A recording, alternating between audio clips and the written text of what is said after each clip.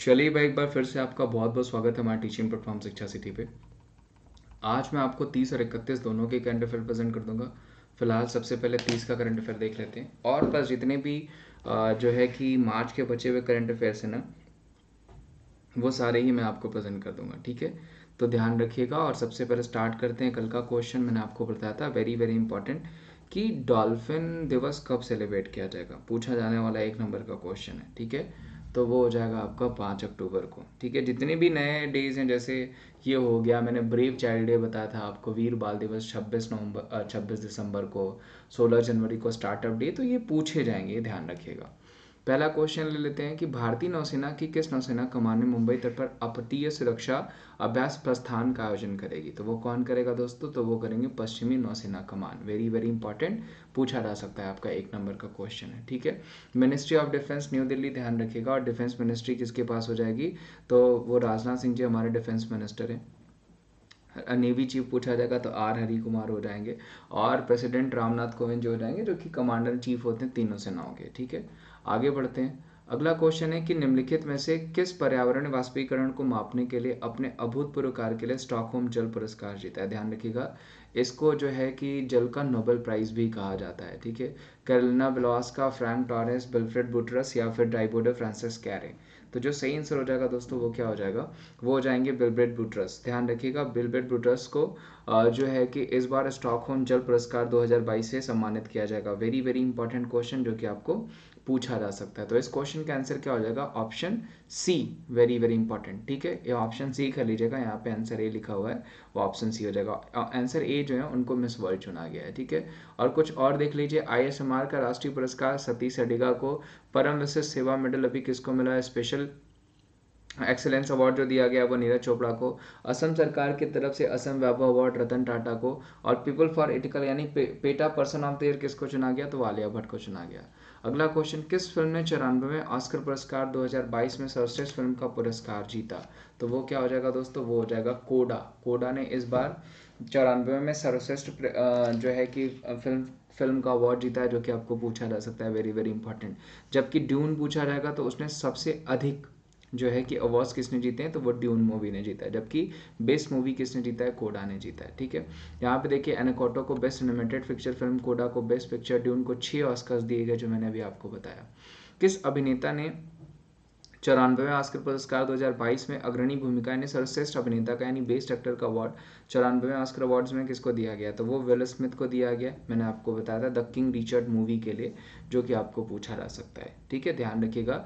जबकि best actress पूछा जाएगा तो वो जेसिका चेस्टन को दिया गया, जो कि आपको पूछी जा सकती है। जेसिका चेस्टन को बेस्ट एक्ट्रेस का अवार्ड दिया गया। ठीक है, Pramod Sawant took oath as a Goa chief minister for the second time. Name the governor of Goa who administrated the oath of the office and secretary. तो पूछा गया है कि यहाँ पे प्रमोद सावंत दूसरी बार गोवा के मुख्यमंत्री के रूप में शपथ ली है।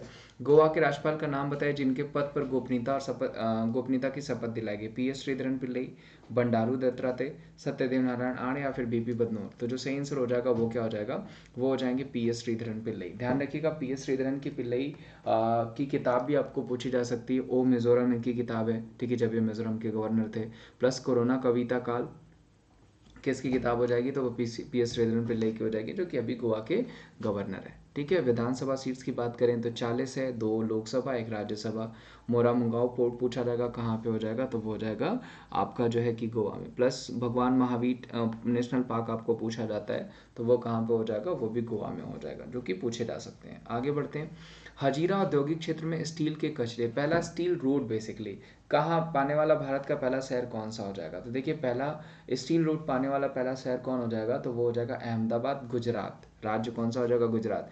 तो गुजरात के अहमदाबाद में पहला स्टील स्लैग रोड जो है वो बनाई जाएगी, जो कि आपको 1 नंबर का क्वेश्चन है, पूछा जा सकता है। कुछ और क्वेश्चंस ले लेते हैं रिलेटेबल। देखिए, ट्रांसजेंडरों को शामिल करने वाला पहला राज्य लोक सेवा आयोग में असम हो जाएगा। कृषि कानून लागू करने वाला पहला राज्य पंजाब हो जाएगा। ना लागू करने वाला, ई कैबिनेट प्रणाली लागू करने वाला पहला राज्य हिमाचल प्रदेश हो जाएगा। भारत का पहला अगर पूछा जाएगा आपको central would museum Mysore Karnataka. और छोटे जानवरों के लिए इको ब्रिज पूछा जाएगा तो वो कहाँ पे हो जाएगा, वो उत्तराखंड में हो जाएगा। आगे बढ़ते हैं। आरबीआई गवर्नर शक्तिकांत दास ने भारत में रिजर्व बैंक नोट मुद्रण प्राइवेट लिमिटेड के तहत वर्णिका नामक स्याही, यानी देखिए डिजिटल इंडिया को बढ़ावा देने के लिए और मेड इन इंडिया को बढ़ावा देने के लिए वर्णिका नाम की स्याही इकाई की स्थापना करी। कहाँ पे? तो वो हो जाएगा मैसूर कर्नाटका। ध्यान रखिएगा, मैसूर कर्नाटका में जो है आपका वर्णिका नाम स्याही इकाई का स्थापना किया गया, जो कि आपको पूछा जा सकता है, 1 नंबर का क्वेश्चन है। इस क्वेश्चन का आंसर ऑप्शन डी कर लीजिएगा, मैसूर।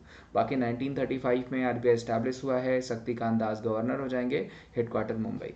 ठीक है। संयुक्त राष्ट्र पर्यावरण कार्यक्रम द्वारा प्रकाशित वार्षिक फ्रंटियर रिपोर्ट 2022 के अनुसार विश्व का दूसरा सबसे शोर वाला शहर कौन सा बन गया है?